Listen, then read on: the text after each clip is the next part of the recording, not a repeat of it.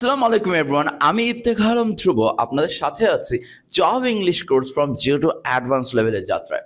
আজকে আমরা অত্যন্ত গুরুত্বপূর্ণ একটা টপিক নিয়ে আলোচনা করব, সেটা হচ্ছে প্রোনাউন। প্রোনাউন নিয়ে বিস্তারিত আমাদের জানতে হবে। প্রোনাউনের ভেতরে অনেক কনসেপ্ট রয়েছে যেগুলো না জানা থাকলে আপনি কোনো না কোনো সময় কোনো একটা জায়গায় আটকে পড়তে পারেন। সো প্রোনাউনে সবচাইতে গুরুত্বপূর্ণ যে বিষয়টা মাথায় রাখতে হবে সেটা হচ্ছে প্রোনাউনটা শুধুমাত্র নাউনের পরিবর্তেই ব্যবহৃত হয়ে থাকে। আমি আবারও বলছি, প্রোনাউনটা শুধুমাত্র নাউনের পরিবর্তে ব্যবহার করা হয়ে থাকে। সো নাউনের পজিশনগুলোতে শুধুমাত্র কে বসতে পারবে? প্রোনাউন বসতে পারবে। But fact is that noun যে সকল পজিশনে বসে সেই সকল জায়গায় প্রোনাউন বসতে পারে। এইটা যেমন কথা, তেমনি এটাও একটু মনে রাখতে হবে যে প্রোনাউন কিন্তু রূপ চেঞ্জ করে। অর্থাৎ নাউনের যদি প্রথমে থাকে রাকিব, সেটা অলওয়েজ সব জায়গায় রাকিব থাকবে।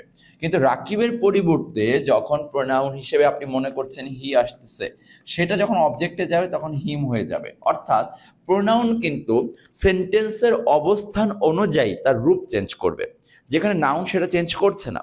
প্রোনাউন যেহেতু রূপ চেঞ্জ করতেছে, তাহলে প্রোনাউনের সবচাইতে গুরুত্বপূর্ণ পার্ট হচ্ছে কোন জায়গায় সেন্টেন্সের কোন অংশের প্রোনাউনের কোন রূপ বিদ্যমান আছে, এইটা মাথায় রাখা। বুঝতে পেরেছি? সো প্রোনাউন কার পরিবর্তে আসে? প্রোনাউন আসে নাউনের পরিবর্তে। আর আরেকটা কি বললাম? সেন্টেন্সে কোন জায়গায় প্রোনাউনটা আছে সেটা অনুযায়ী তার নিজস্ব একটা ফর্ম থাকে। সো আমরা আজকে শুরুতেই এই জিনিসটা জানার চেষ্টা করব।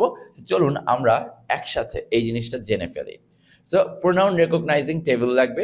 সো দেখেন, subjective, objective, possessive form, reflexive form আর হচ্ছে ডাবল পজেসিভ ফর্ম। তো সবগুলো আমি এক নাগারে নিয়ে আসতেছি, জাস্ট একটু দেখেন। যখন এই ফার্স্ট পারসন হিসেবে আমরা প্রোনাউন ব্যবহার করব আই সাবজেক্টের পজিশনে। সাবজেক্টিভ মানে কি? সাবজেক্টের position. So first person I ব্যবহার করলাম। যখন আমরা একাধিক থাকবো ফার্স্ট পারসন হিসেবে তখন উই ব্যবহার করি। সেকেন্ড পারসনে তুমি মানে ইউ, তোমরা মানেও ইউ হবে। থার্ড পারসনে যখন ছেলে হবে তখন হি হয়, মেয়ে হলে হয় সে।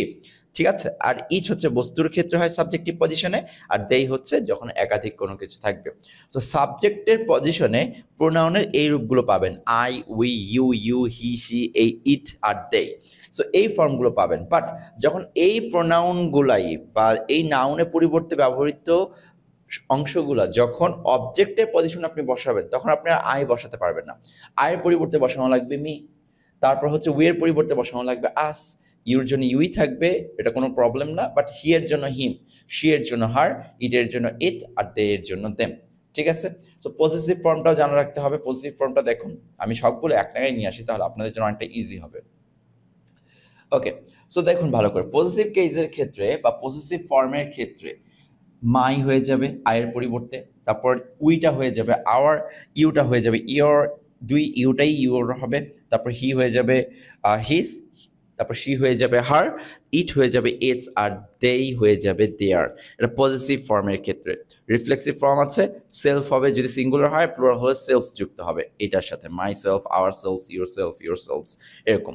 আর double positive, mine, ours, yours, his, hers, its, theirs. তো আমার পয়েন্টটা হচ্ছে আপনাকে এই পুরো ছকটা একটু মুখস্থ করে ফেলতে হবে যে কোন প্রোনাউনটা কোন পজিশনে কোন ফর্মটা ধারণ করতে পারে। যদি আমি আপনাকে প্রশ্ন করি যে প্রোনাউনের সাবজেক্টিভ ফর্মটা কি বলেন, তাহলে এই যে I, we, you, he, she, it, they, এভাবে আপনাকে বলতে হবে। আমি যদি বলি প্রোনাউনের পজিটিভ ফর্মগুলো বলেন, তাহলে my, our, your, his, her, its, theirs, এভাবে বলতে হবে। আমি যদি বলি ডাবল পজিটিভ ফর্মগুলো বলেন, তাহলে বলতে হবে mine, ours, yours, his, hers, its, theirs, এইভাবে আপনাকে বলে ফেলতে হবে। তার মানে আমি যেই ফর্মটা চাবো, সাবজেক্টিভ ফর্ম চাইলে সাবজেক্টিভ ফর্মগুলো বলে ফেলতে হবে, অবজেক্টিভ ফর্ম বললে অবজেক্টিভ ফর্ম বলে ফেলতে হবে, পজিটিভ ফর্ম বলে পজিটিভ ফর্ম বলে ফেলতে হবে, রিফ্লেক্সিভ ফর্ম চাইলে রিফ্লেক্সিভ ফর্ম বলে ফেলতে হবে, ডাবল পজিটিভ চাইলে ডাবল পজিটিভ ফর্ম বলে ফেলতে হবে। যার এই টোটাল এই পুরো ছকটা মুখস্থ থাকবে, সে কখনো যদি কোনো ফর্ম জানে যে কোন জায়গায় কোন ফর্ম থাকবে, সেটা বসাতে কোনো ভুল করবে না। শুধু এখন আপনার পরবর্তী কাজ হচ্ছে কোন ফর্মগুলো কখন বসে সেটা জেনে ফেলা। সো এই ফর্মের ছকটা অবশ্যই একদম মাথায় থাকতে হবে। Thank you so much.